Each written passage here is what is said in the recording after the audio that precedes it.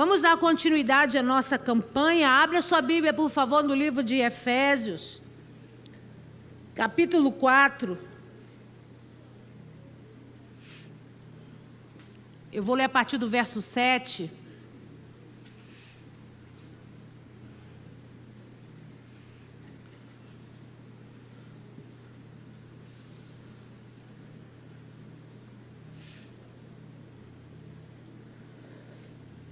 Você achou? Diga amém. Assim diz o Senhor para nós essa noite. E a graça foi concedida, versículo 7. E a graça foi concedida a cada um de nós segundo a proporção do dom de Cristo. Por isso diz, quando ele subiu às alturas, levou cativo o cativeiro e concedeu dons aos homens. Ora, que quer dizer subiu, senão que também havia descido até as regiões inferiores da terra? Aquele que desceu é também o mesmo que subiu acima de todos os céus para encher todas as coisas. E ele mesmo concedeu uns para apóstolos, outros para profetas, outros para evangelistas e outros para pastores e mestres, com vistas ao aperfeiçoamento dos santos, para desempenho do seu serviço, para edificação do corpo de Cristo, até que todos cheguemos à unidade da fé e do pleno conhecimento do Filho de Deus, à perfeita varonilidade, à medida da estatura e da plenitude de Cristo, para que não mais sejamos como meninos, agitados de um lado para o outro e levados ao redor por todo o vento de doutrina, pela artimanha dos homens, pela astúcia com que induzem ao erro. Mas segundo a verdade em amor, cresçamos em tudo naquele que é o cabeça, o Cristo. Amém ou não amém? Feche os seus olhos, abaixa a sua cabeça. Poderoso Deus, em nome de Jesus, essa é a tua santa palavra. Hoje nós vamos entrar, Senhor, no segundo nome de uma função específica estabelecida por Ti para o corpo e a igreja. Por isso, descortina os nossos olhos, os nossos ouvidos, que a palavra entre, Senhor, como uma flecha poderosa e faça morada dentro de nós. Eu me coloco atrás da cruz de Cristo, a sombra do Onipotente. Eu te peço, toma esse altar que é teu de honra e direito, ministra sobre nós para a glória do teu nome, em nome de Jesus. Amém, amém, amém. Você pode aplaudir ao Senhor? A Ele a honra, a glória e o louvor para sempre. O nome da campanha é Hineni, e você que estava aqui domingo passado, você aprendeu, né? Hineni é uma expressão em hebraico que é muito mais profunda do que apenas um chamamento. Quando eu chamo alguém, eu digo, ei, você está aí? Aí você responde, oi, estou, né? É um chamamento que não tem fundamentos, não tem algo importante por detrás daquilo. Às vezes eu quero chamar só para saber se você está em casa. Estou perguntando só para saber se eu não estou sozinho. Totalmente diferente de uma ação de Deus sobre a terra. Quando Deus chama um homem, Ele chama o homem para viver um propósito. Ele chama o homem com a intenção de alguma coisa. Então a expressão Hineni, ela não fala só a tradução básica, que é o eis-me aqui. Ela está dizendo, eu estou pronto, faça como quiser. Eu estou dentro do seu projeto. Eu me coloco dentro daquilo que o Senhor sonhou para a minha vida. Então o Hineni é muito mais do que um chamamento apenas. É um estado de entendimento sobre a obra que Deus tem para fazer. Você está entendendo? Diga amém. Então, quando Deus chama o homem, e chamou o homem na Bíblia Sagrada, muitos, né? O primeiro foi Abraão, nós vimos isso no domingo. Esses homens entenderam, por conta das suas relações de intimidade com o Senhor, que não era um chamamento de, oi, você está aí? Está fazendo alguma coisa? Quer bater um papo? Eles entenderam que quando Deus chamava eles pelos seus próprios nomes, algo poderoso ia ser revelado. E a Bíblia diz para nós que à medida que esses homens respondiam esse chamamento com essa expressão poderosa, no Hineni, no mundo espiritual, imediatamente vinha sobre ele capacitação, unção e autoridade. Porque toda vez que um homem é chamado para viver algo que está dentro do projeto de Deus, todo o resto Deus já tem para dar. A Bíblia diz assim, o sim de Deus já foi liberado, já está nas regiões celestiais. A autorização de mudança, a autorização da construção, a autorização de uma vida diferenciada já está autorizado, sim, de Deus, já foi liberado. Então, quando os homens expressavam o Hinene, eles estavam dizendo: eu estou pronto para fazer aquilo que o Senhor desenhou para mim. Quantos aqui estão prontos essa noite para dizer Hinene ao Senhor? Então hoje, como eu disse, nós vamos começar a estudar de trás para frente. Faz a mãozinha de novo, todo mundo, bonitinho, né? Vamos começar. Olha o que diz o versículo 11. E ele mesmo os concedeu, uns para... se você sabe, nem lê mais, irmão. Fala de cabeça. Aqui. Uns para... Outros para... Outros para... Outros para... Outros para... Mestres. Você vai decorar, nunca mais vai esquecer. Mostra a mãozinha para esse irmão que está ao seu lado. Diga para ele: você tem que caber aqui. Se você não tiver aqui, fala para ele: você não está vivendo o propósito de Deus para a igreja. Amém ou não amém? Você tem que estar aqui. E eu vou mostrar você aqui. Nós, semana passada, falamos do mestre, o menorzinho, o insignificante, o que muita gente não dá valor. Mas, sem ele, nenhum dos outros sobrevive. Ele é a base, o ensino é a base. O conhecimento da palavra é a base de sustentação de todos os outros ministérios da igreja. Se a igreja não tem ensino, todos os outros ministérios estão fadados a cair em heresia e se destruírem. Então, por mais que muitos de nós ou muitas igrejas não dão valor aos mestres, se o mestre não estiver bem incluído nessa parceria, trabalhando em perfeitamente conjunto com os outros ministérios, a igreja vai ter problemas com os últimos dias. Quem aqui está acompanhando, eu não posso dizer o nome, um rapaz que era satanista, agora converteu, e agora falou que vai abrir igreja, que vai ser pastor. Estou cheio de tatuagem, uns negócios esquisitos. Quantos viram? Amém. Viram, não viram? Se você não entende quais são as estruturas da palavra de Deus para uma verdadeira conversão, para a transformação do homem, para a libertação do homem, você sai acreditando em qualquer historinha. Eu não estou dizendo que ele não converteu, eu estou orando para ele converter, porque ele vai pregar para a gente que eu não chego. Os satanistas não me escutam, mas escutam esse cara. Então eu estou orando para que seja verdade, mas a gente não pode sair por aí confiando em qualquer historinha. E quem faz a diferença na nossa vida nessa hora é o ensino, é o conceito do mestre. Ele que dá sustentação para a gente não sair por aí atirando e confiando em qualquer vento de doutrina. Amém ou não amém? Então, hoje nós vamos falar desse aqui. Quem que é esse aqui? Esse é o pastor. Por que esse dedo é o dedo do pastor? Tem uma veia que sai daqui e que liga ao coração, né? Por isso que nas duas mãos a gente usa aliança nesse dedo, o dedo anelar, porque é o único dedo que tem ligação direta com o coração. Então a gente vai explicar isso mais na frente. Esse dedo grandão, quem é? Por que é o dedo grandão? Porque ele alcança pessoas que os homens comuns não conseguem alcançar. O evangelista é aquele que vai chegar a lugares que nenhum dos outros vão conseguir chegar. Ele tem um poder, ele faz isso pela internet, ele faz por carta, ele faz falando, ele faz cantando, ele faz dançando, ele faz pintando, mas chega a mensagem de Cristo onde quer precisa que chegar. Amém ou não amém? Esse aqui quem é? Por que é o profeta? Porque é o dedo, eis que te digo, aleluia, né? É o dedo profético.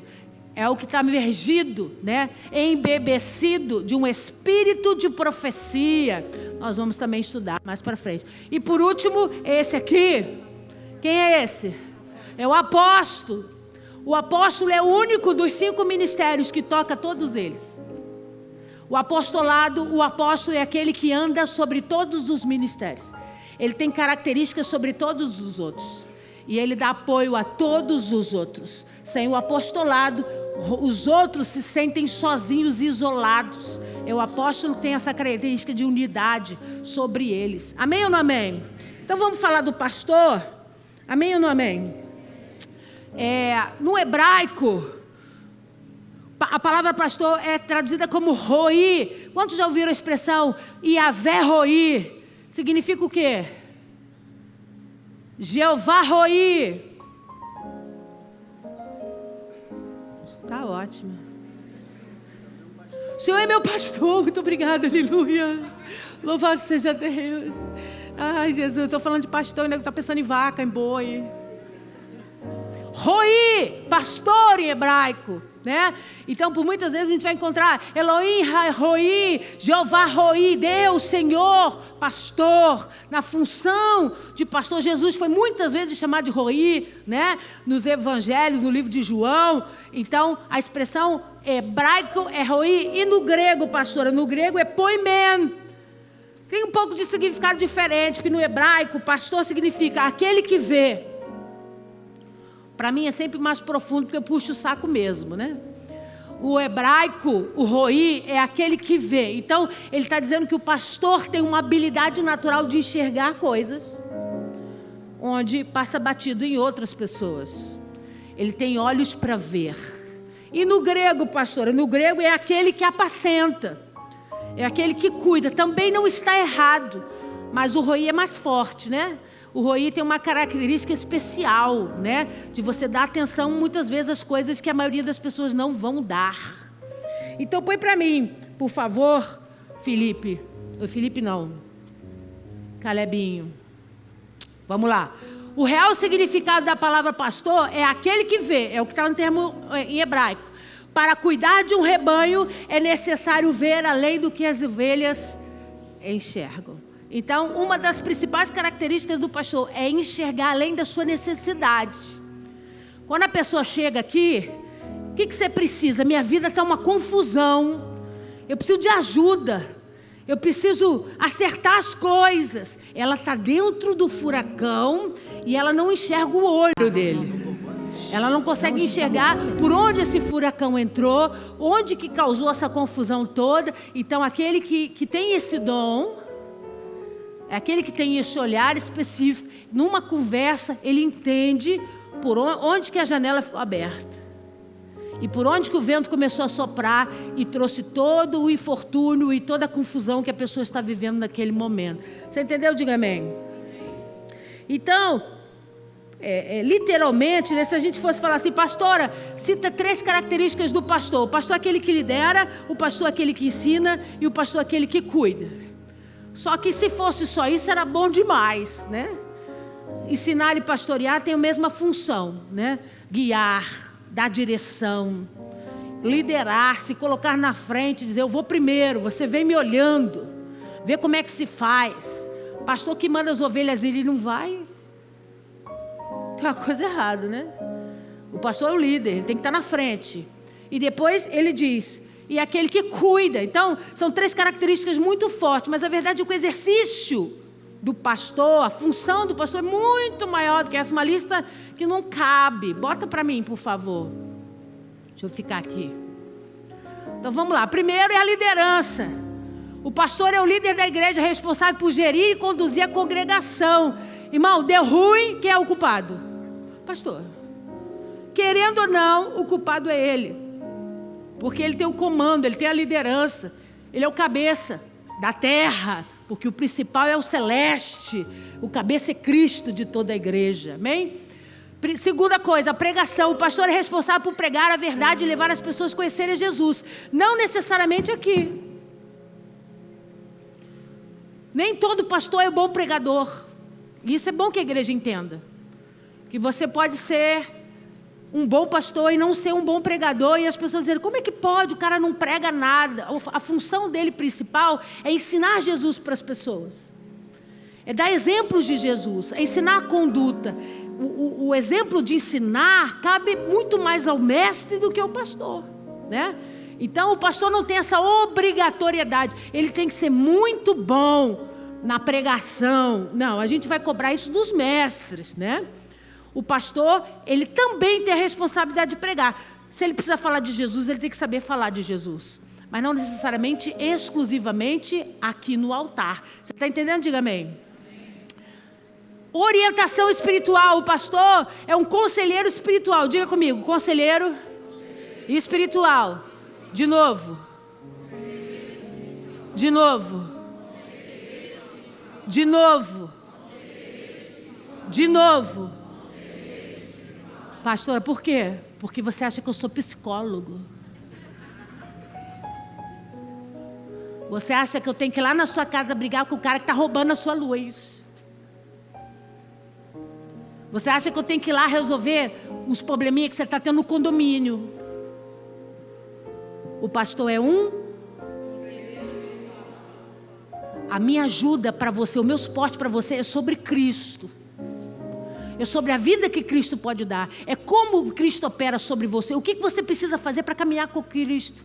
Eu posso te dar alguns conselhos sobre vida matrimonial. Eu posso te dar alguns conselhos sobre a criação de filhos. Posso, pautado aqui. Não nas minhas histórias. Porque as minhas hoje estão boas, amanhã podem não estar. Então os nossos conselhos têm que ser pautados aqui.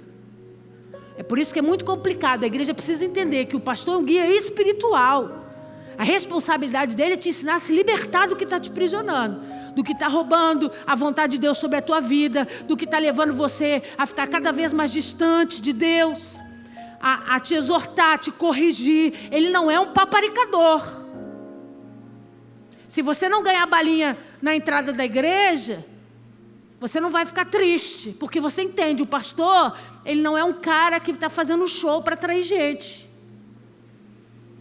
O pastor tem responsabilidade espiritual. É por isso que muitas vezes você chega aqui domingo e diz, Deus vai falar comigo, e eu chego aqui, sento a ripa. Aí você diz, ela estava braba. Não sou eu, irmão, meu conselho espiritual para você é liberta-se. Viva a liberdade que Cristo tem para você. Experimente ousar, sonhar, realizar tudo que Deus tem para você. Mas abra mão das algemas, abra mão das correntes, abra mão daquilo que está te bloqueando. O meu papel aqui é dizer para você, Cristo é vida e vida em abundância. Essa é a minha função. Você entendeu? Diga amém. O pastor é um conselheiro espiritual que oferece apoio, aconselhamento e orientação espiritual aos fiéis. Nós estamos aqui, o grupo da igreja está aqui para te ajudar, para te orientar. Mas eu não posso resolver os seus problemas. Olha para esse irmão que está do seu lado, diga para ele, eu posso até, diga assim, o pastor pode até dizer como fazer, mas quem vai fazer é você. Bispo Ciro diz assim, o pai do Bispo Ciro já ensinava a gente assim, ele dizia assim, no Brasil, quem não é macumbeiro está macumbado. Não tem para onde correr.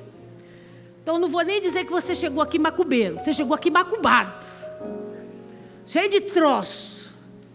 E aí, o nosso papel é tirar os bichos, é limpar você, deixar você bonitinho para Jesus. Aí a gente tem um maior trabalho danado, limpa você tudo. Aí você traz as tralhas dentro de um saco de lixo e joga aqui na igreja. Tirei tudo lá de casa. Toma aí. Oi? Quem foi que botou os capirotos para dentro? Quem foi que serviu os capirotos? Agora eu tenho que queimar as coisas? Não, pega o teu saquinho de Papai Noel e sobe no monte. E um líder vai estar lá com você te orientando, mas é você que tem que fazer, querido. É você que tem que renunciar, é você que tem que abrir mão. O papel do pastor é orientar. Você está entendendo? Diga amém. Planejamento. O pastor planeja e conduz as reuniões da igreja, que normalmente envolve os palestrados ou sermões. Então, a gente faz muitas reuniões, tanto burocráticas, como os de estudo, de incentivo. Então, sempre nessas reuniões tem um pastor representante, um pastor que lidera. Nós temos pastores, todos os nossos pastores lideram departamentos da igreja. Nenhum departamento da igreja não tem um pastor sobre ele. Por quê? Porque o pastor é liderança, tem essa referência de liderança. Deu problema, chama o pastor, O pastor tem essa responsabilidade. Muda para mim, Calebinho. Supervisão. O pastor supervisiona e organiza outras atividades da igreja. Não preciso nem dizer o que o bispo faz, O bispo faz tudo, ele toma conta do... Hoje estava em casa, ligaram para ele. O bebedouro, a torneira quebrou, está vazando água, faz o quê? Pastor que resolve. Domingo, Tem que resolver. qualquer coisa, a situação, o ar-condicionado não está funcionando, a luz não acende, cheguei lá, estava assim, não estava limpo, banheiro sujo. É de responsabilidade do pastor supervisionar, tomar conta desses detalhes todos da igreja. Vira para esse irmão que está do seu lado e diga: você quer ser pastor? Tá ótimo, não responde não. Presidência.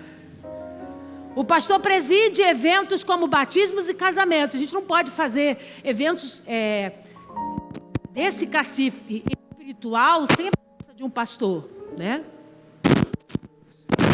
Sou eu não.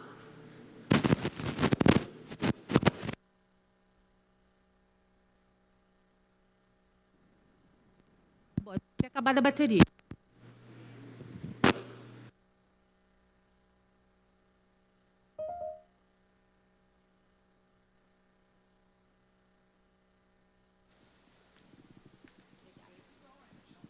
Vou chamar o... Quem é que é o pastor do Felipe?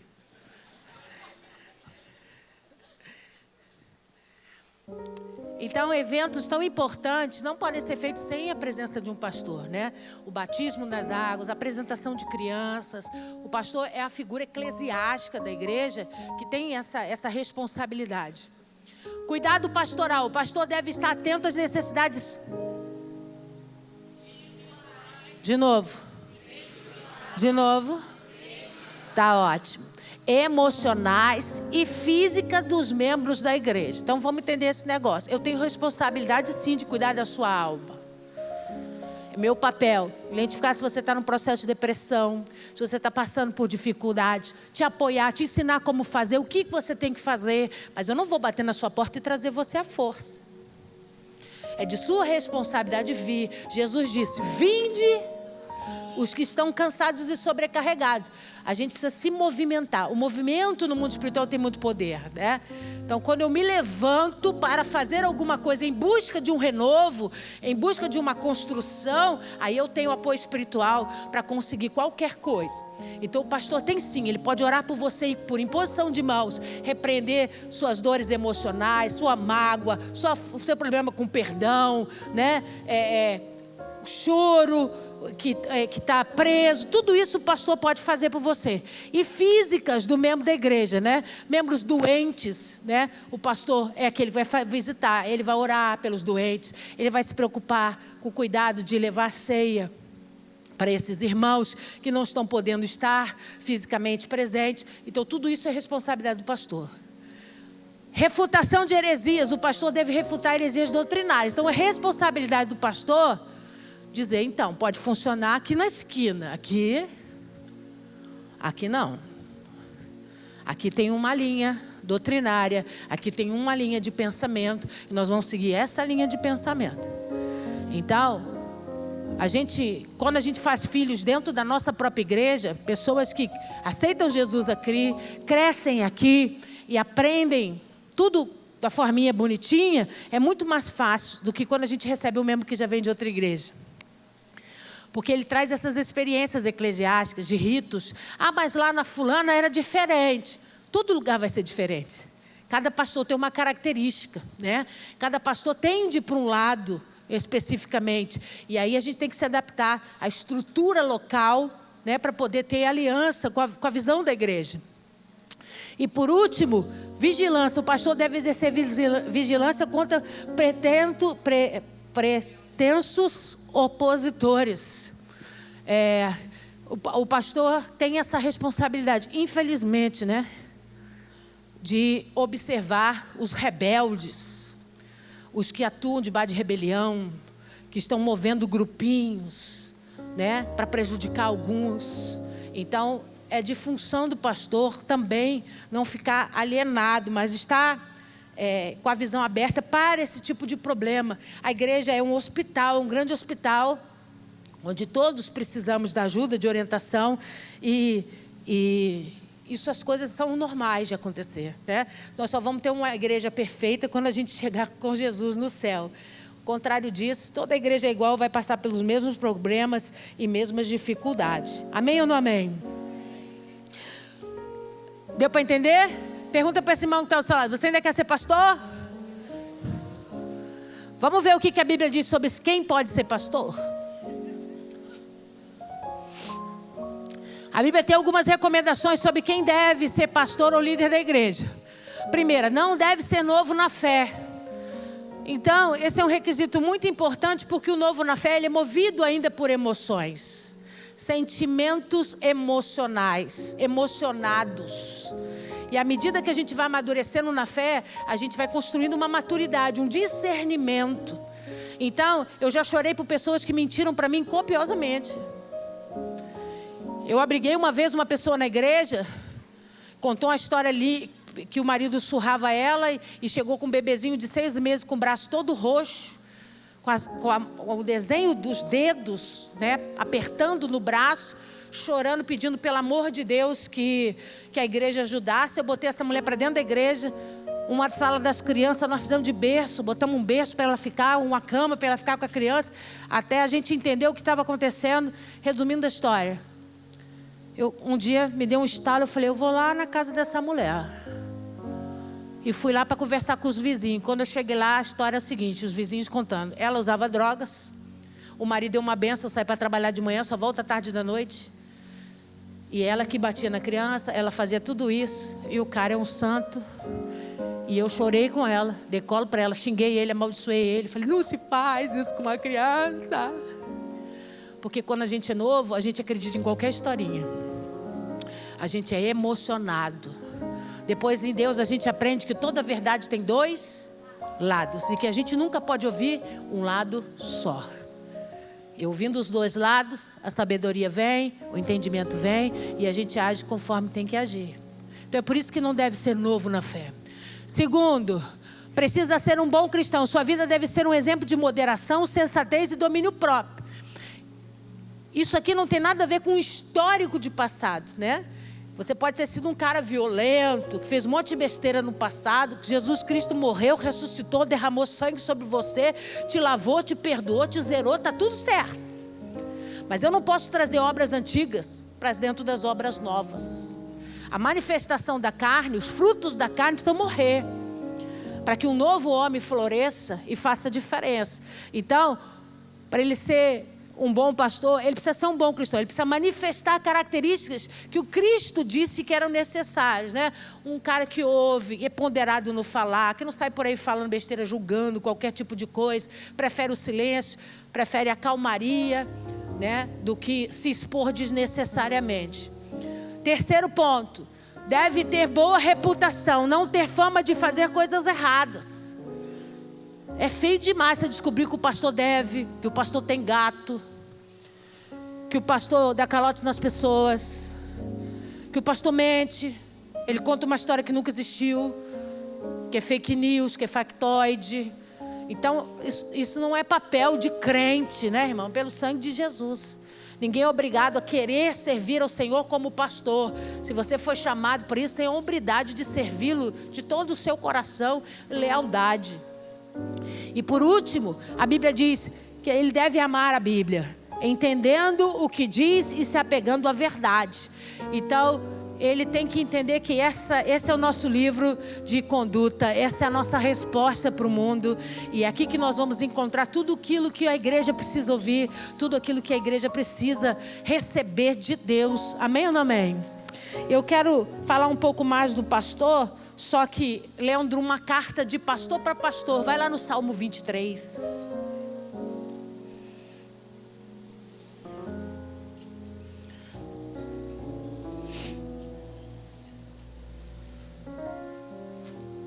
Salmo 23.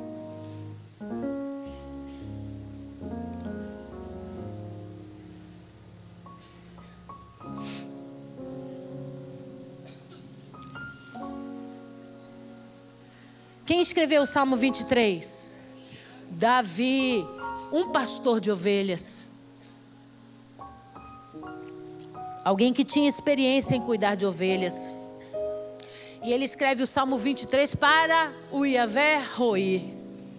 Ele escreve o Salmo 23 para o pastor da vida dele. Para o Senhor Deus. Aquele que cuida da vida dele. E é claro que esse texto está rico de configurações que a gente pode usar como exemplo para a nossa caminhada com Deus e a vida do nosso pastor terrestre. Começa a ler comigo, por favor. Ele começa no versículo 1. O Senhor... e aí na sua Bíblia está escrito, e nada... no original hebraico está escrito, e de nada eu terei falta. Porque na verdade não é, se Ele é meu pastor, Ele me dá tudo. O versículo 1 não está dizendo isso. Se Ele é meu pastor, Ele vai me dar tudo o que eu preciso. Não, Ele está dizendo, se Ele é meu pastor, eu tenho tudo. Porque Ele é. Eu não tenho dúvida. Você entendeu o que eu disse? Tudo está nele, tudo é para Ele, tudo é para o nome dEle, para a glória dEle. Então se Ele decidiu ser meu pastor, eu tenho tudo. Eu tenho tudo o que eu preciso para crescer, para viver e para desenvolver em Deus. Então o primeiro versículo, ele está falando de confiança e dependência nesse pastor, né? Davi estava dizendo, eu tenho Deus como meu pastor, e porque Ele é meu pastor, eu tenho de tudo, não tenho falta de nada. Então ele estabelece 2 níveis, de dependência e de confiança. Quando eu trago para falar de pastor humano, essa relação, se eu tenho um pastor e ele tem responsabilidade sobre a minha vida de cuidar e me ajudar, uma desses 2 atributos é derrubado, né? Por quê? Porque eu não posso depender do meu pastor. Porque a gente precisa aprender que a gente depende só. Maldito o homem que confia no homem. A configuração é a confiança, é o nível de confiança estabelecido. Toda vez que eu vou conversar com o meu pastor, ele tem uma palavra de sabedoria para mim. Eu confio como Deus usa ele, eu confio como Deus dá luz e direção a ele. Eu vou obedecer a ele por conta da confiança que eu tenho, não da dependência. Porque não é a oração do pastor que te cura, não é a palavra do pastor que te cura, é a unção de Deus que está sobre ele. Tudo é sobre o Senhor. Se do céu não foi liberado, nada será manifestado. Então, o pastor é um instrumento para ser usado por Deus para glorificar o nome do Senhor, né? Então nós não podemos ser dependentes de homens. Desde que eu abri essa igreja, eu ensino as pessoas a não serem dependentes de homens. É por isso que essa igreja tem escola de tudo, porque eu quero que você cresça. Eu quero que você aprenda. Eu quero que você mesmo expulse os seus demônios em nome de Jesus. Eu quero que você mesmo aprenda a liderar, aprenda a falar em público, aprenda a ganhar pessoas para Jesus, aprenda a cuidar de pessoas. Não fique dependente de homens, porque a Bíblia diz que os dias futuros serão maus. Irmãos, a censura está chegando. E daqui a pouco, nem abrir esse livro nós vamos poder. E se você vive exclusivamente debaixo de orientação do seu pastor, você vai ficar ilhado. Você vai ficar sozinho. Porque hoje eu tenho isso e hoje eu tenho a televisão, amanhã eu não sei. E como que você vai sobreviver os dias maus? Se você se tornou alguém dependente desse homem físico e terrestre. Você está entendendo o que eu estou dizendo? Você precisa estar pronto para entender, o meu pastor está me orientando, meu pastor está me informando, meu pastor está me forjando para ser algo melhor, mas eu sou ovelha do meu Deus. É Ele que opera tudo sobre a minha vida. Você entendeu? Diga amém. Então vamos continuar no versículo 2. Ele me faz, lê aí, repousar em pastos. O Davi tinha muita experiência com ovelha, ele cuidava das ovelhas do pai dele, então ele sabia que até para comer a ovelha é chata. A ovelha não come em qualquer lugar. Você solta um boi, você solta um cachorro, ele vai sair cheirando tudo, roendo tudo. A ovelha não, ela precisa se sentir segura. E ela só consegue se alimentar bem quando ela está em pastos tranquilos, verdejantes aqui, pastos saudáveis, pastos que têm vida. Então ela se alimenta daquilo e ela fica tranquila. Por isso que ele chama ela de pastos verdejantes e tranquilos. Porque ela precisa desse estado. Então deixa eu dizer uma coisa para você. As ovelhas dentro da igreja são a mesma forma. Elas precisam se alimentar. Mas ovelha nenhuma gosta de se alimentar debaixo de espírito de confusão. Ela gosta de entrar numa igreja, ouvir uma palavra que ela entenda, um alimento que ela vai comer, aquilo vai ser digerido e ela vai para casa feliz. Ela vai dizer, foi muito bom, porque eu entendi o que estava sendo ministrado. Aquilo entrou, me fortaleceu e eu vim para casa bem. Quando você chega no lugar que as pessoas falam um monte de coisa, muita direção, você sai mais confusa do que entrou, os pastos não são verdejantes. A ovelha fica agitada, ela fica incomodada, ela não consegue se alimentar como ela deveria. Você está entendendo? Diga amém. Então, na autoridade do nome de Jesus, que essa casa possa ser uma casa de pastos verdejantes para você. Que você encontre calmaria e refúgio para se alimentar da santa palavra e sair daqui fortalecida em nome de Jesus. Ele continua, lê aí. Leva-me para junto das águas de descanso. Da mesma forma que ela não come em qualquer lugar, ela não bebe em qualquer lugar. Ela é míope, a ovelha é míope. Vira para esse irmão que está do seu lado e diga para ele: você pode até não usar óculos, mas toda ovelha é cega. Ela é míope. Ela só consegue beber água quando ela chega pertinho de um riacho, que ela enxerga o reflexo do seu rosto na água. Porque ela sabe que ela não enxerga bem. Se tiver muito deturpado ou muito movimentado, ela entende que as proporções podem ser muito maiores do que ela está enxergando. Ela reconhece que ela tem pouca visão. Então ela prefere não beber. Quantos de nós, muitas vezes, o nosso Senhor se apresentou como aquele que tem água para nos dar para beber, para nos curar, para nos lavar, e nós ficamos com medo de nos jogarmos, porque tínhamos insegurança. Se você faz isso com Deus, você imagina com o homem. Será que aquele pastor é aquilo mesmo? Será que tudo aquilo que ele fala no domingo, na quarta-feira, no microfone é verdade? Quando você não sente confiança, você não bebe. Porque o seu rosto está confuso, você não consegue ver transparência. E você não bebe. A ovelha precisa beber debaixo de confiança no seu pastor. Quero profetizar na autoridade do nome de Jesus que aqui seja um lugar de águas abundantes para você. Que você possa beber seguro e transparente. Porque nós não proclamamos aqui super-homens nem super-mulheres. Nós sabemos a nossa natureza, do pó viemos, ao pó voltaremos, tudo é sobre Ele. Se existe alguma coisa de bem em nós, é por causa do Senhor. Se fazemos alguma coisa com perfeição, é por conta da graça e do poder do Senhor. Não nos erguemos, não nos levantamos, não nos idolatramos, porque entendemos que tudo aqui tem que ser feito no nome de Jesus, para o nome de Jesus. Então, você é muito bem-vindo a beber dessas águas com tranquilidade. Porque não estamos querendo aqui roubar o lugar desse Yahvé Roi, desse grande pastor das nossas vidas, amém? Continua lendo comigo, já estou terminando. Versículo 3, refrigera a minha, me dá esperança. Quantos de vocês chegam aqui sem esperança? Pastora, meu casamento acabou, minha casa acabou, meus filhos foram embora, estão envolvidos com drogas, está tudo destruído, um morreu, o que vai ser de mim? E aí é de responsabilidade do pastor te levar e trazer um refrigério para a tua alma e dizer: fica calmo, vai dar tudo certo.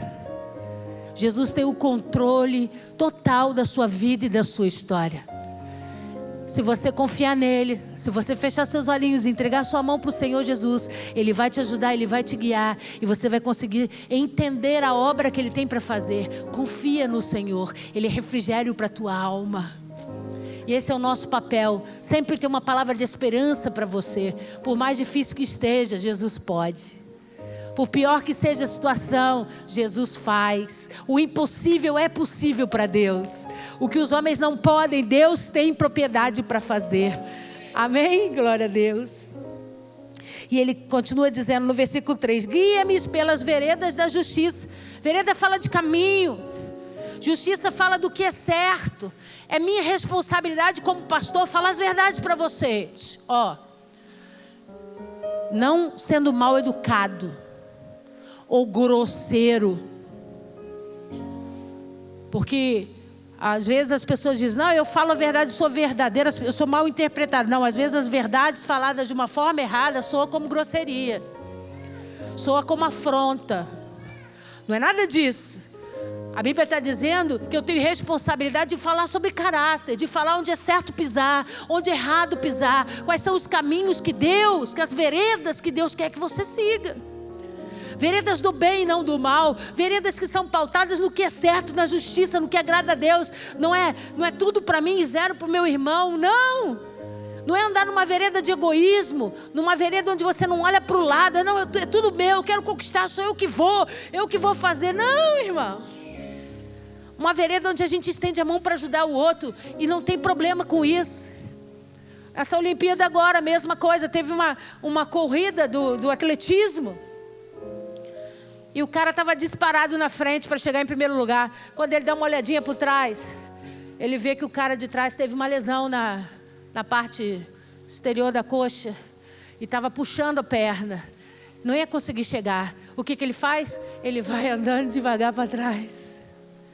E ele dá o braço pro cara. E os outros aqui, ó, estão nem aí. Passaram ele. Ele ia ganhar a prova, irmão. Ia botar a medalha no peito.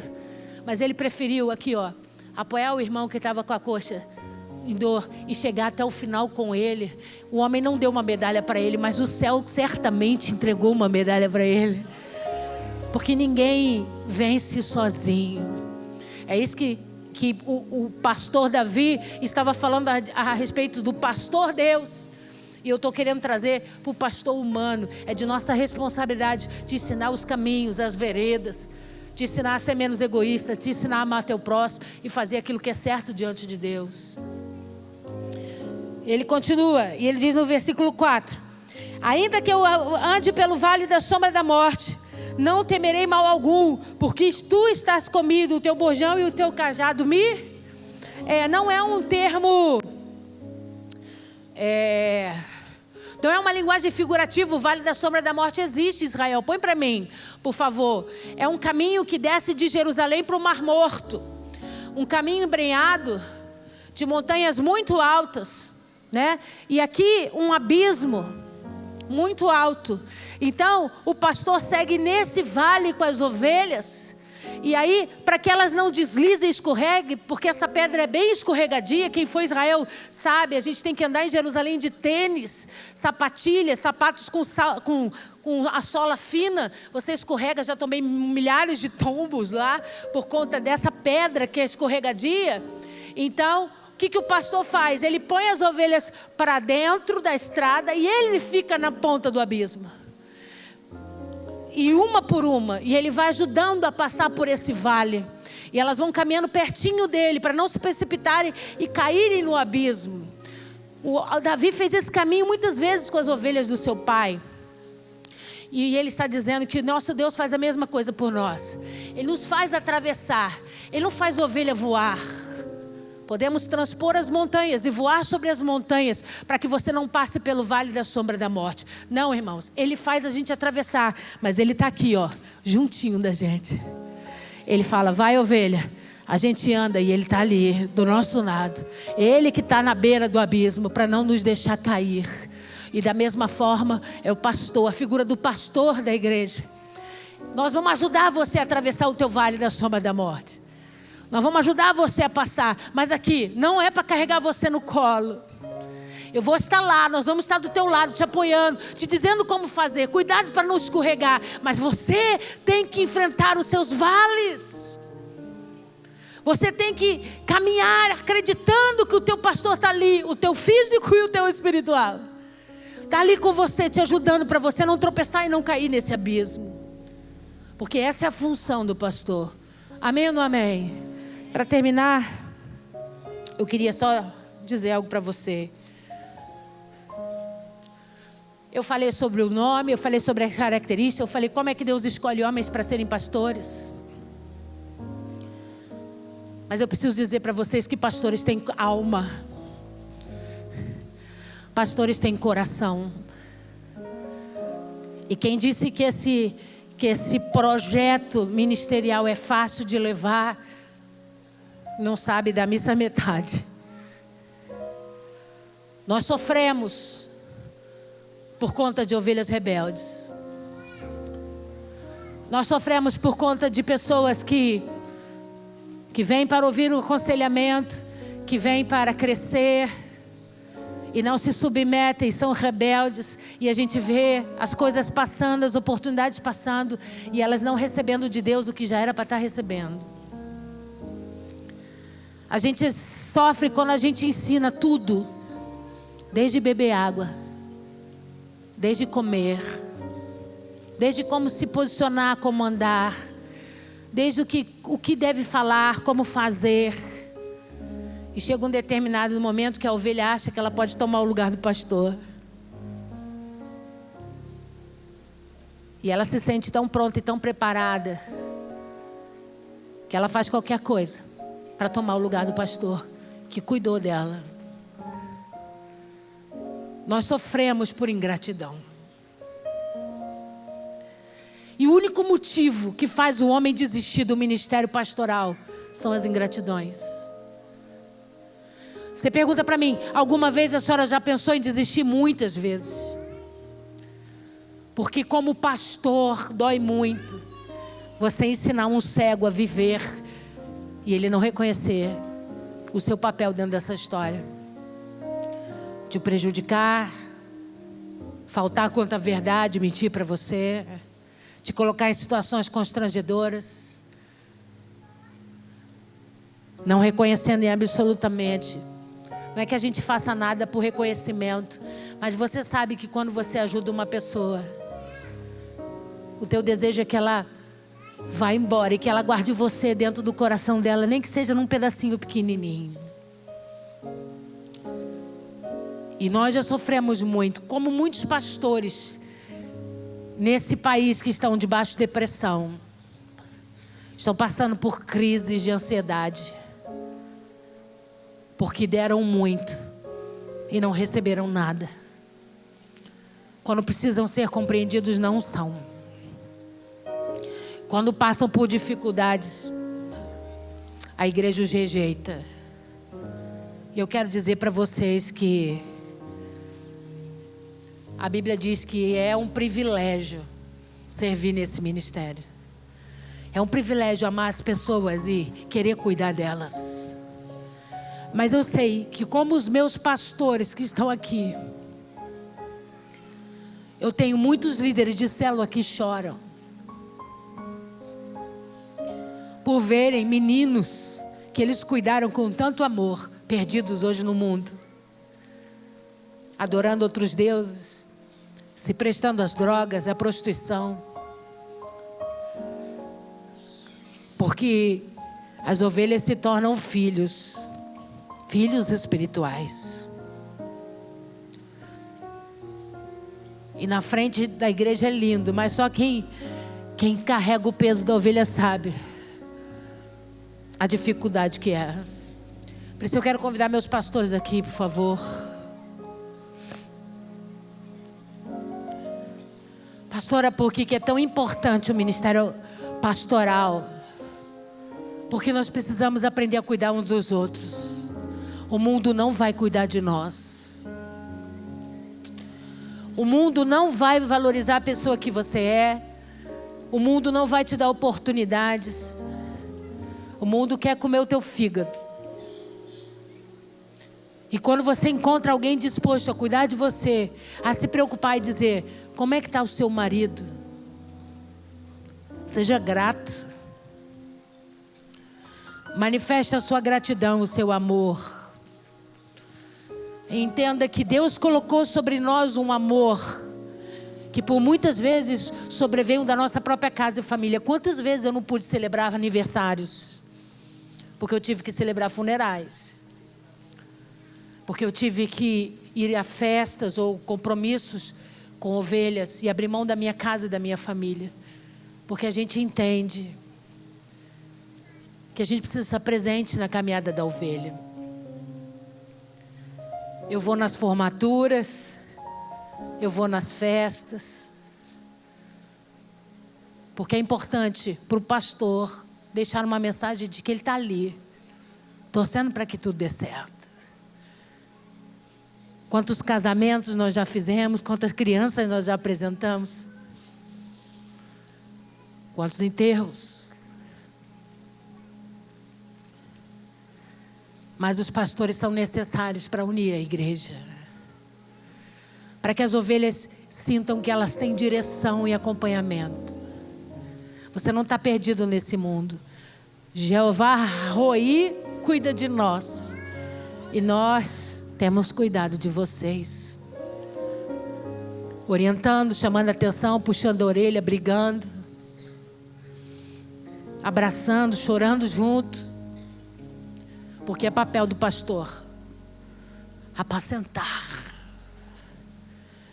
É papel do pastor fazer diferença na vida daqueles que estão chegando e tem entendimento que são frágeis e cegos. Então nessa noite eu quero ministrar sobre vocês essa unção. A Bíblia diz que o amor de muitos se apagaria, não de todos. Tem um povo que tem uma chama acesa, e que por mais que o mundo esteja congelante, vai dizer: eu vou amar o meu irmão, eu não vou abandonar ele, eu vou cuidar dele, eu vou ajudar, eu vou ligar, eu vou procurar, eu não vou deixar ele embora, porque ele é importante para o rebanho de Deus.